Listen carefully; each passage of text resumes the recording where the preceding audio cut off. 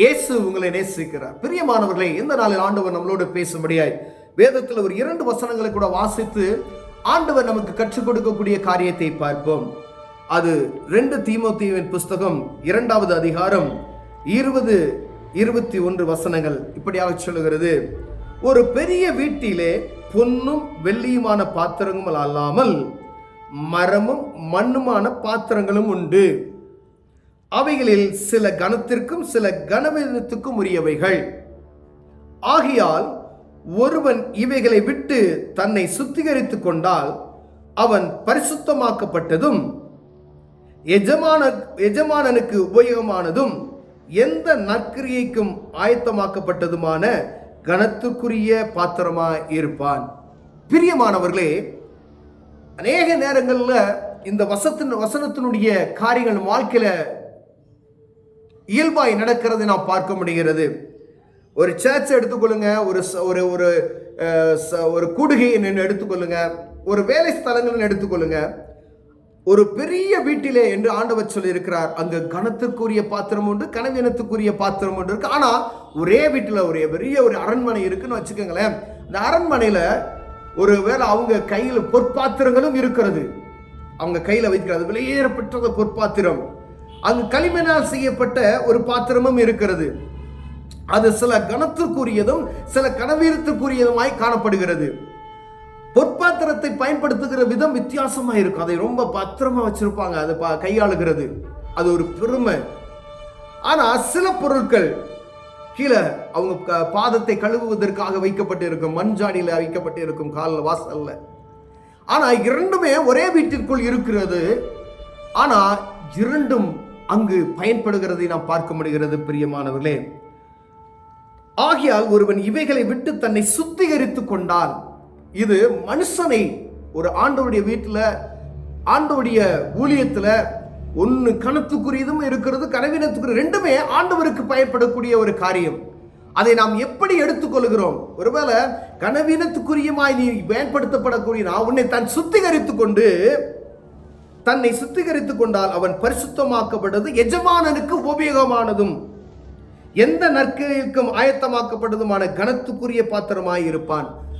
அப்ப ஒரு வீட்டில் ஆண்டவருக்கு பயன்படக்கூடிய ஒரு மனிதன், ஒருவேளை நீங்க சர்ச்சில் குப்பையில கூட்டி அள்ளி டஸ்ட் எல்லாம் எடுத்து கிளீன் பண்ணி கிளாஸ் எல்லாம் துடைச்சு அதை நீங்க வைக்கலாம். ஆனா அங்கு நீங்கள் சுத்திகரிக்கப்பட்ட இருதயம் உள்ளவர்களாய் நீங்கள் இருக்குவீர்களானால் அவனை கொண்டு ஆண்டவர் பயன்படுத்துவதற்கு ஆண்டவர் சொல்லுகிறார், அவர்களை பயன்படுத்தி, நான் சொல்லப்படுகிற எஜமானனுக்கு உபயோகமானதுமா எந்த நற்கிரியைக்கும் ஆயத்தமாக்கப்பட்டதுமான கனத்துக்குரியமான பாத்திரமாய் நான் மாற்றுவேன்.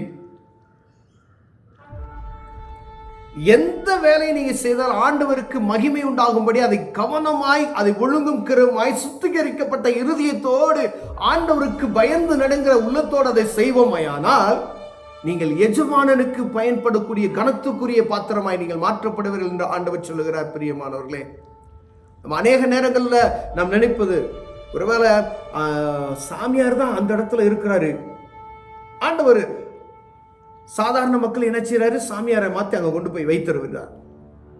ஆனா நான் சுத்திகரிக்கப்பட்டவனாய் என் இருதயத்துல ஆண்டவருக்கு கொடுத்து ஆண்டவருடைய நாமத்தை பிரஸ்தாபப்படுத்துகிறவனாய் நான் அந்த இடத்துல நான் போய் இருப்பேன், அந்த வீட்டிற்குள் நான் இருப்பேன். ஆனால் நான் என்னை ஆண்டவர் என்ன செய்றார், நீ கனத்துக்குரிய பாத்திரமாய் மாற்றப்படுவாய். இருதயத்துல சுத்திகரிப்பு இருக்க வேண்டும், பாவ மன்னிப்பு நிச்சயத்தை பெற்றுக்கொள்ள இருக்க வேண்டும், மற்றவர்களுக்கு கனமான பாத்திரமா நான் உன்னை பயன்படுத்துவேன் என்று சொல்கிறார். பிரியமானவர்களே, ஆனா நான் போய் முறுமுறுப்போட எந்த ஒரு காரியத்தை செய்து கொண்டே இருப்பேன் அப்படின்னு வச்சுங்க, அதுல ஒரு பிரயோஜனமே இல்லை. இந்த வேலை தான் நமக்கு கொடுத்துருக்காங்களா அப்படின்னு சொல்லி அதுல பிரயோஜனமே இல்லை. உங்களுக்கு கொடுக்கப்பட்ட காரியத்தை நேர்த்தியாய் செய்யுங்க. ஆண்டவர் உங்களை பயன்படுத்துகிற நேரத்தில் பயன்படும். ஆனா நீங்க சுத்திகரிப்பின் அனுபவத்தை பெற்றிருக்கும்படியாய், பரிசுத்தாவின் அபிஷேகத்தை நீங்கள் பெற்றிருக்கும்படி ஆண்டவர் விரும்புகிறார். இந்த வேத புத்தகத்தை வாசித்து அவரை அறிந்து கொண்டு அவர் ஒருவருக்கே மகிமை செலுத்துகிற காரியத்தை நீங்கள் செய்வீர்களானால், நீங்கள் கனவீனமான குறியமான காரிய மனிதனாய் இருந்தாலும் தேவ சமூகத்தில் ஆண்டவர் சொல்வார், எஜமானனுக்கு பயன்படக்கூடிய கனமான பாத்திரமாய் உங்களை மாற்றுவேன் என்று சொல்கிறார். எவ்வளவு கவனமாய் நம்ம இருக்க முடியும் ஆண்டவர் அழைக்கிறார் பாருங்களேன். அநேக நேரத்தில் நம்ம சோர்வாயான இருதயங்கள் வந்துடும். ஆனா நம்ம செய்கிறதுல ஆண்டவருக்கு பிரியமாய் என்னை சுத்திகரித்து கொண்டவனாய் நான் காணப்படுகிறானா என்று பார்க்கும்படி ஆண்டவர் விரும்புகிறார். ஒரு இடத்துல நீங்க உங்களுக்கு கொடுக்கப்பட்ட வேலையை நீங்க கவனமா செய்றீங்க அப்படின்னு சொன்னீங்கன்னா, அந்த வேலை சின்ன வேலையோ, ஒரு எஜமானனா இருப்பார், ஒரு மேனேஜர் இருக்காருன்னு வச்சுக்கோங்க, நீங்க அங்க கீழே நீங்க ரொம்ப கம்மியா ஒரு பியூன் வேலை செய்றீங்கன்னு வச்சுக்கோங்களேன், அந்த பியூன் வேலையை ப்ராப்பரா உங்களுக்கு கொடுக்கப்பட்ட நேரத்தை ப்ராப்பரா நீங்க செய்வீங்கன்னா, அப்ப ஆண்டவர் என்ன செய்வார்? உங்களுக்கு கனத்துக்குரியவர்களாய் மாத்த வல்லமையுள்ளவராய் இருக்கிறார். உதாரணத்துக்கு இந்த காரியத்தை நான் சொல்லுகிறேன். இது ஆவிக்குரிய ஆண்டவர் பேசுகிற காரியம், அது ஆண்டவருடைய வேலைக்காக பேசப்படுகிற காரியம். ஆனா ஒரு பியூனா இருக்கும் பொழுது நீங்க கரெக்டா நீங்க செய்யணும், அந்த வேலையை செய்யணும். அப்படி நீங்க செஞ்சு அதுல கவனமா இருந்த குஞ்சத்தில் உண்மையிலவனா இருந்தா உன்னை அநேகத்துக்கு என்ன செய்வேன்? நான் அதிகாரியை மாற்றுவேன் என்று சொல்லுகிறார்.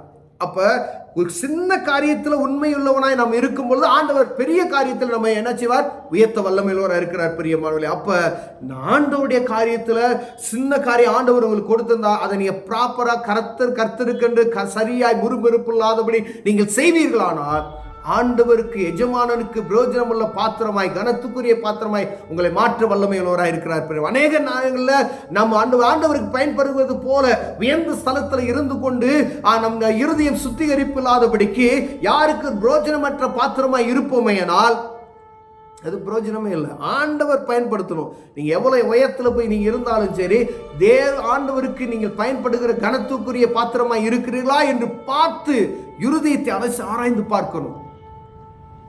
ஒருவேளை அந்த பாத்திரம் நல்லா இருந்து அது பயன்படாம உயர்ந்த ஸ்தானத்தில் இருந்தாலும் ஒரு பிரயோஜனமே இல்லையே.